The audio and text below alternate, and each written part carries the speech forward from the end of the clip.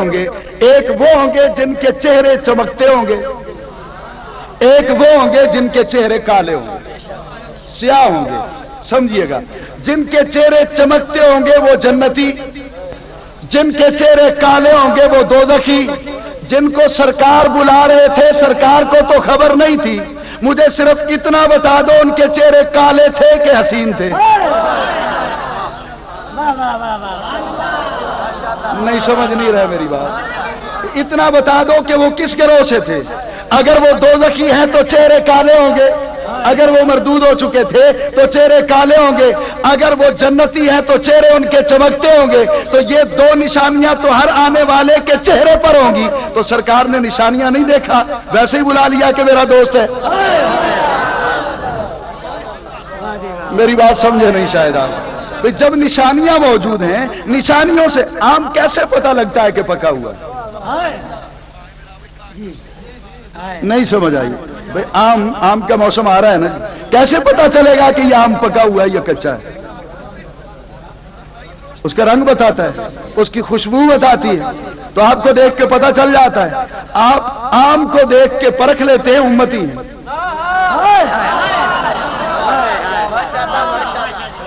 نہیں سمجھ. فصل پک گئی ہے گندم کی، کیسے پتا چلا آپ کو؟ آپ نے سٹا توڑ کے اسے مسل کے دانا نکال کے دیکھا کہ پک گئی ہے؟ بولیں ایمانداری سے بتائیں. آج تک کسی کاشتکار نے اس طرح کیا کہ فصل کاٹنے سے پہلے اس نے سٹا توڑا ہو، سنبل توڑا ہو، اسے ہاتھ میں لے کے مسلا ہو، دانے نکال کے اسے دیکھے ہو، منہ میں ڈال کر اسے اچھی طرح چبا کے دیکھا ہو کہ یہ دانا پک گیا یا کہ نہیں؟ ایسے پتا کرتے ہیں آپ؟ لیبارٹری میں بھیجتے ہیں آپ؟ کیسے پتا لگتا ہے؟ رنگ بدل جاتا ہے. اونچی بات سے بولیے. رنگ دیکھ کے پتہ لگتا ہے نا، کچے کا رنگ اور ہوتا ہے.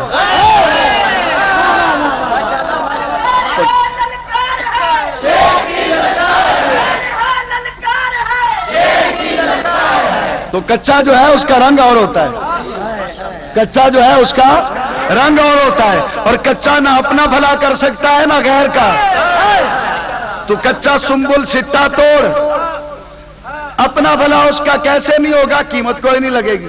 تیرا بھلا کیسے نہیں کر سکے گا؟ دانا ہی نہیں ہوگا، آٹا ہی نہیں بنے گا، روٹی نہیں ملے گی. تو کچا نہ اپنا بھلا کر سکتا ہے نہ تیرا. جہاں کسی پکے کے در پر جو اپنے آپ کو بھی سنوار چکا ہے تجھے بھی وہ سیراب کر دے گا.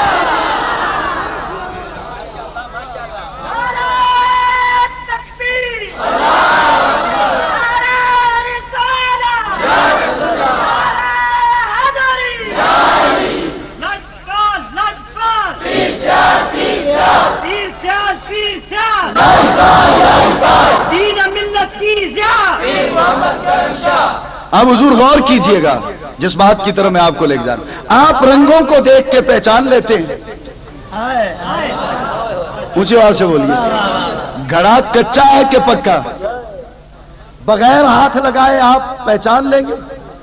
ہاں ہاں، رنگ تو بدل جائے گا. کچے کا رنگ اور ہے نا، پکے کا رنگ اور ہے. آپ پہچان لیتے ہیں گھڑے کو کچا ہے کہ پکا. آپ پہچان لیتے ہیں فصل کو کچی ہے کہ پکی. آپ پہچان لیتے ہیں پھل کو کچا ہے کہ پکا. مدینے والا پہچانے گا ہی نہیں. تیری عقل ماری گئی. تو کہتا ہے کہ سرکار نے کہا یہ میرے دوست ہیں آنے دو، تو حضور یہ اس لیے نہیں کہا. سرکار ان کے رنگوں کو دیکھ کر پہچان تو چکے ہوں گے، پھر بھی سرکار آواز دیں گے آنے دو آنے دو، یہ بڑے دوست تھے میرے. نہیں سمجھے میری بات؟ نہیں سمجھے. یہ جملہ معترضہ ہوگا ان کو شرم حیا دلانے کے لیے کہ آج تم نے بھی اگر وفا کی ہوتی تو تم بھی اسی لائن میں کھڑے ہوتے جہاں صدیق اکبر کھڑے ہیں، جہاں فاروق اعظم کھڑے ہیں، جہاں عثمان غنی کھڑے ہیں، جہاں کائنات کا مولا.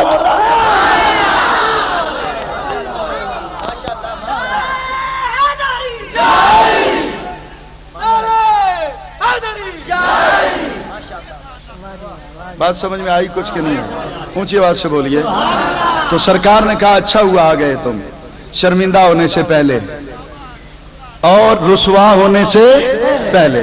اب انہوں نے سرکار کی بارگاہ میں عرض کی کہ یا رسول اللہ صلی اللہ تعالی علیہ وسلم، حضور ہم روز روز نہیں آ سکتے۔ یہاں دیکھیے الفاظ جو اہل محبت ہیں، کلیجہ منہ کو آئے گا۔ انہوں نے کہا انا لا نستطيع ان ناتيك الا في شهر الحرام بيننا وبينك هذا الحي من كفار مضر۔ حضور ہم روز روز آ نہیں سکتے، انا ہم لا نستطيع طاقت نہیں رکھتے، ہم طاقت نہیں رکھتے، ہم طاقت نہیں رکھتے ان ناتيك کہ آئے آپ کے پاس الا فی شہر الحرام، حرمت والے مہینے کے علاوہ، کیونکہ بیننا و بینکا، ہمارے اور آپ کے درمیان، حضور ہمارے اور آپ کے درمیان، ہمارے اور آپ کے درمیان پہاڑ نہیں ہے، ہمارے اور آپ کے درمیان جنگل نہیں ہے، ہمارے اور آپ کے درمیان کوئی دریا نہیں ہے۔ کیا ہے؟ ھذا الحی من کفار مضر، حضور آپ کے اور ہمارے درمیان کافروں کا قبیلہ ہے، وہ ہمیں آنے نہیں دیتا، تو ثابت ہوا در رسول پر جانے سے کافر ہی روکتا ہے، مومن نہیں روک سکتا۔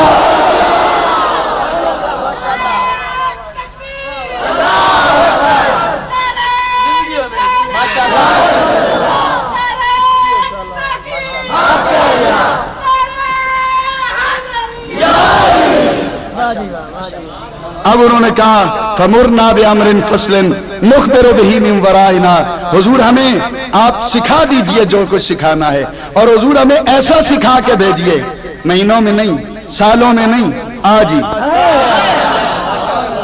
یہ صرف اہل محبت ہی سمجھ سکیں گے، حضور مہینوں سالوں کی دنوں کی بات نہیں، جو دان کرنا ہے آج ہی کر دیجئے، جو عطا کرنا ہے آج ہی کر دیجئے، اور جو دینا ہے نا آپ نے، ہمیں ایسا نہ دیجئے گا کہ ہمیں بھی یاد نہیں رہے، بلکہ نخبر بہ من ورائنا، یہاں طالب علم ہو تو گھر معلم بن کے جائیں،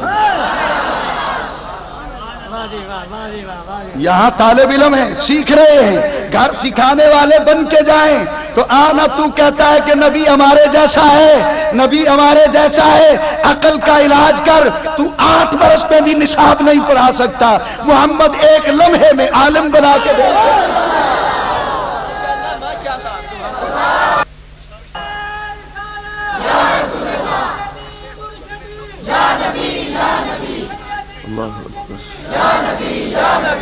حضرت ابو ہریرہ کو علم کی خیرات کس طرح دی، یہ پڑھ، بخاری کے اندر پڑھ، مشکات کے اندر پڑھ، صحاح کی دوسری کتابوں کے اندر پڑھ، حضرت ابو ہریرہ کی روایتیں پڑھ پڑھ کے لوگوں کو سناتا ہے، بزنس کرتا ہے اس پہ نا۔ کسی دن عقیدہ بھی تو سوچ کہ ابو ہریرہ کو علم کی خیرات کہاں سے ملی۔ عرض کی یا رسول اللہ، جو پڑھتا ہوں بھول جاتا ہوں، نہ کتاب خدا یاد رہتی ہے، نہ بات مصطفیٰ یاد رہتی ہے۔ تو سرکار نے کیا کہا؟ آپ نے کہا ابسط ردا کا، چادر اتارنا کاندھوں سے، بچھا دے یہاں پہ، چادر بچھا دی، سرکار نے ہاتھ کھولا، سب کے سامنے دیکھ لو، کچھ نہیں ہے اس میں، پوچھو سے یہ مت سمجھنا کہ کچھ رکھ رہا ہوں بند مٹھی میں، دیکھ لو کچھ نہیں ہے بظاہر، لیکن سب کچھ ہے۔ دکھا کے ہاتھ مٹھی کو کیا بند، چادر پہ رکھ کے کونا دیا الٹ، اٹھا لو تمہیں علم دے دیا ہے۔ انہوں نے چادر کو بچھایا، جب سرکار نے اس طرح کیا، انہوں نے چادر کو تہ کر کے سینے سے لگایا، چادر کو چوما۔ مولوی میں پوچھتا ہوں، یہ چادر جب خریدی تو کیوں نہیں چوما؟ یہ چادر کاندھوں پہ رکھی تو کیوں نہیں چوما؟ آپ سنیں گے میں نے کیا سنانا ہے آپ کو؟ میں نے تو موت کی بھی پرواہ نہیں کی، آ گیا ہوں، اور آپ بڑے مزے سے میری بات کے ساتھ وفا نہیں کر رہے۔ ذرا غور کیجئے، مجھے نہیں پتا کہ میرا اب کب کوئی آخری کتاب ہو جائے گا، میں نہیں جانتا ہوں، چونکہ اب بالکل اندر کچھ بھی نہیں رہا ہے۔ پہلے ہی ایک گردہ ہے اور شوگر اس پہ انتہائی زیادہ ہے، اب یہ 1 ہفتے میں دوسرا جھٹکا ہے، اب پتہ نہیں میرا مالک، لیکن میں تو یہ آپ کے سامنے قرآن سامنے رکھ کے کہہ رہا ہوں کہ یہ جان مدینے والے کا قرض ہے، میرے آقا صلی اللہ علیہ وسلم کی امانت ہے۔ میں نے سائیں کے حضور عرض کر رکھا ہے کہ سائیں یہ آپ کے حوالے کر دی ہے جان،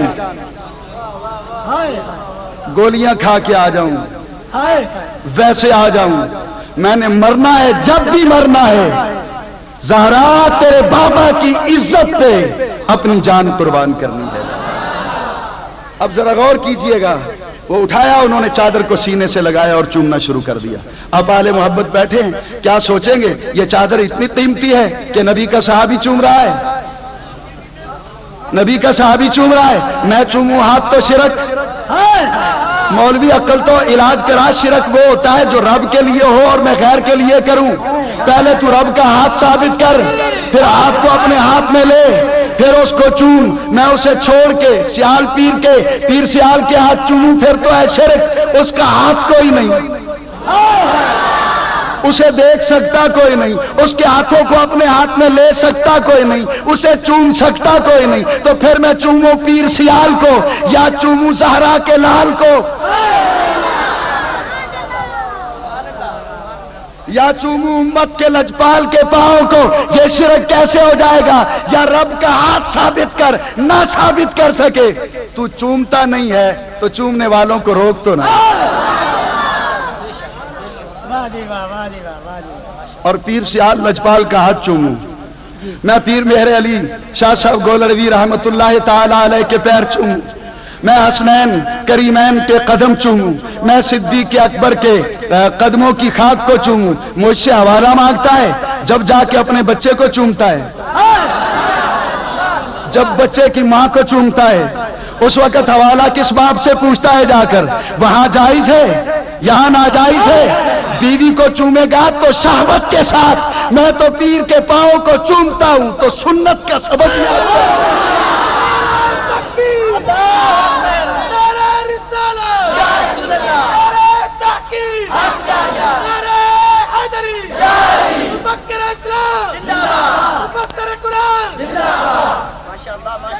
اور حضور والا.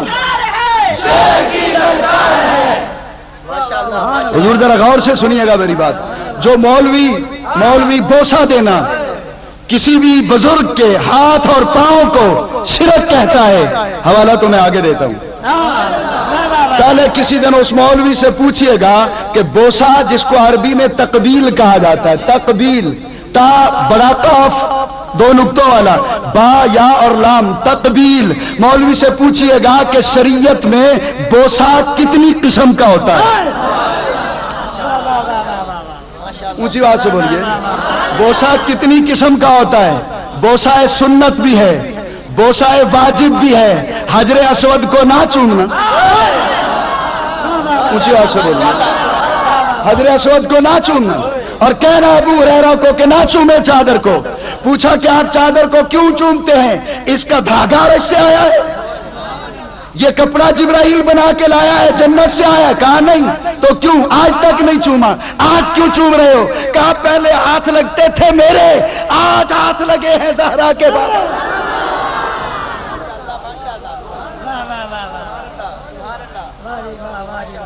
آپ تمہیں حوالہ دیتا چلوں کہ ہاتھ پاؤں چومنے جائز ہیں کہ نہیں.